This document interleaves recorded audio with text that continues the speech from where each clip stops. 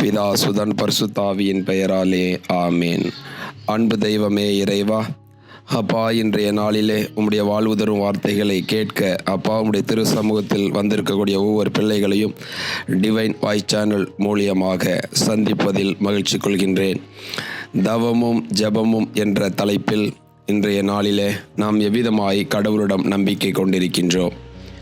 Mark நற்செய்தி அதிகாரம் 11:24 விதமாய் சொல்கின்றது, நீங்கள் இறைவனிடம் வேண்டும் பொழுது எவற்றையெல்லாம் கேட்பீர்களோ அவற்றை பெற்றுவிட்டீர்கள் என நம்புங்கள், நீங்கள் கேட்டபடியே நடக்கும்.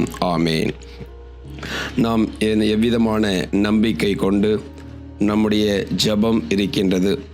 ஏனென்றால் இறைவனிடம் நீங்கள் எவற்றையெல்லாம் கேட்பீர்களோ அவற்றை பெற்றுவிட்டீர்கள் என நம்புங்கள் என்று சொல்லப்பட்ட வார்த்தையின்படி ஜெபம் நமக்கு ஆண்டவரிடமிருந்து சகலத்தையும் பெற்றுக் கொடுக்கின்றது. ஆகையால் நீங்கள் உங்கள் நம்பிக்கையில் நிலைத்திருக்கிறீர்களா என உங்களையே சோதித்தறிந்து ஒவ்வொரு நாளிலும் நம்பிக்கையோடு அவருடைய திரு சமூகத்தில் வருகின்ற பொழுது கடவுள் சகலத்தையும் நம் வாழ்க்கையில் வாய்க்கச் செய்கின்றார். நம்பினால் நீ தேவனின் மகிமையை காண்பாய். ஆகையால் நம்புவோர் அனைவருக்கும் கடவுள் சகலத்தையும் நம் வாழ்க்கையில், சகல ஆசியும் நம் வாழ்க்கையில் கடவுள் தர காத்து கொண்டிருக்கின்றார். 12 வருடங்களாக இரத்தப்போக்குள்ள பெண்மணி ஆண்டவருடைய ஆடையை தொட்டால் போதும் என்று நம்பிக்கையோடு வந்தால் அவ்விதமாய் சுகம் பெற்றாள். நூற்றுவ தலைவன், நீர் ஒரு வார்த்தை சொன்னால் போதும் என் மகன் குணமடைவான் என்று நம்பிக்கையோடு வந்தார். அவ்விதமாக ஆண்டவர் இயேசுவும் இவர் கொண்டிருந்த நம்பிக்கையை, நான் இஸ்ரேல் ஜனங்களில் இவ்விதமான நம்பிக்கையை ஒருவரிலும் காணவில்லை என்று சொல்லி அந்த நம்பிக்கையை மேன்மையாய் பார்த்தார். அவ்விதமாய் நாம் நம்முடைய நம்பிக்கையை அலசி பார்ப்போம், ஆராய்ந்து பார்ப்போம்.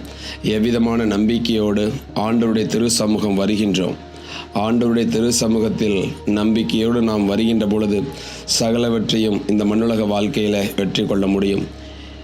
1 யோவான் 5:5 சொல்கிறது, ஆண்டவர் இயேசு கிறிஸ்துவை நம்புகிற தவிர உலகை வெல்பவர் யார்?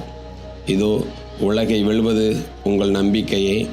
ஆகையால் உங்கள் நம்பிக்கையை எந்நாளிலும் தலைச்சிறந்ததாய் உங்கள் வாழ்க்கையில் நீங்கள் பேணி காக்கின்ற பொழுது அந்த நம்பிக்கை ஒரு நாளும் உங்கள் வாழ்க்கையில் குந்தகம் ஏற்படாதபடி, நம்பிக்கை எந்நாளிலும் உங்கள் வாழ்க்கையில் அது தும்பிக்கையாக, வலிமை உள்ளதாக, ஆற்றல் வாய்ந்ததாக உங்கள் நம்பிக்கை இருக்கின்ற பொழுது சகலவற்றிலும் கடவுள் நம்மை ஆசீர்வதிக்கின்றார். அன்பு தெய்வமே, அப்பா, எங்களுக்கு இன்றைய நாளில் அப்பா நாங்கள் ஜெபிக்கின்ற பொழுது ஒரு புதியதொரு நம்பிக்கை விதைக்க செய்கின்றீரே, அந்த நம்பிக்கை எந்நாளிலும் எங்களோடு இருக்கும்படிக்காய் ஒப்பு கொடுக்கிறோம். ஆசீர்வதியும் பொறுப்படுத்திக் கொள்ளும் ஜெபம் கேளும் நல்ல பிதாவே.